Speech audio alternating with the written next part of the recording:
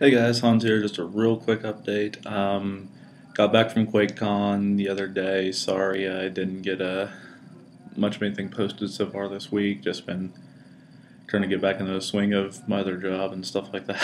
I hadn't get unpacked and uh, try to get my trying to hold my piece of crap car together for one more week until my next payday, so I can just get rid of that.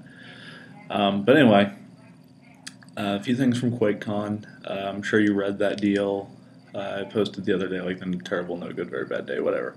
Um, yeah, the whole point of that thing is yes, QuakeCon is still a good place to go to, but if you're one of the people that's been has gone in the past or has been going for years, it's not the same. Uh, it's free and open, whatever, just kind of show up thing is dead unless they change it drastically next year and just decide, hey, we're going all free again, which they aren't. Really, I'd rather them just go all pay at this point because it's not like, I mean, like, passes weren't even that expensive. Like, the reservist seat stuff, just the basic I want in, was like $30. I mean, it's really not that bad to just pay up for it. So, I would still recommend going if you're in that part of the country. It's going to be um, even as paid now, it's still going to be a cheaper. Like if you're in Dallas or Oklahoma or somewhere, it's still a cheaper convention to go to than PAX because you don't have to fly there.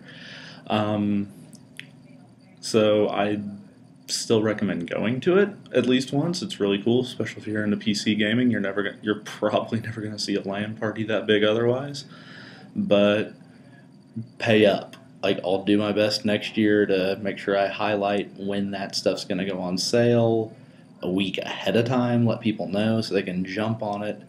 Kind of like we need to be telling people when PAX passes go on sale and everything else because everything seems to be selling out these days.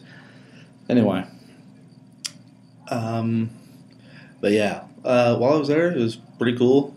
Had a good time. Um, Oh, another thing, if you're ever in Austin and looking for something to do, if you can find tickets to see Master Pancake Theater, or just Master Pancake, whatever their official name is at this point, they've been sued so many times by the Best Brains guys over a similar name and just changed it instead of dealing with a lawsuit. But anyway, they're a comedy troupe down in Austin that riffs on movies live. And they've been coming up to QuakeCon the last 4 or 5 years, something like that. And this year they did Back to the Future, and it was amazing. I'll see if I can find a tape of it online somewhere. I'm sure someone was recording it. um, but it was a really great show. So yeah, if you're ever in Austin, I mean, they're mainly, I think they do them in other places once in a while too, kind of like they get hired to do the one at QuakeCon. But yeah, if you they're always down in Austin pretty much every weekend. I think so. Yeah, if you have a chance, check those guys out. Other stuff. Oh yeah, the two big games that were going to be shown off to the public for the first time, whatever, at this convention were Dishonored and Doom 3 BFG Edition. Doom 3 BFG Edition is Doom 3 with like 8 new levels, which is cool. I like Doom 3. Um, First time it's available on the 360 or PS3, so that's kind of cool for those people. Um, Little higher resolution graphics or whatever. It works with that. Uh, it works in 3D now, which I did have a chance to check out on the PS3 version, and it's pretty cool, but didn't change it that much. It works with that Oculus Rift VR thing, which is a big difference. And I say I really didn't get a chance to mess around with that. The lines were horrible, and Nukezilla's too far down on the list of press people to actually get an appointment. Then I didn't know where to sign up for it until too late or whatever. But anyway, um, so it's basically just Doom 3, but in a nice, like, all put together, and like Doom 1 and 2 are thrown in with it and all this other stuff. And it's just a nice little package for all the old Doom games.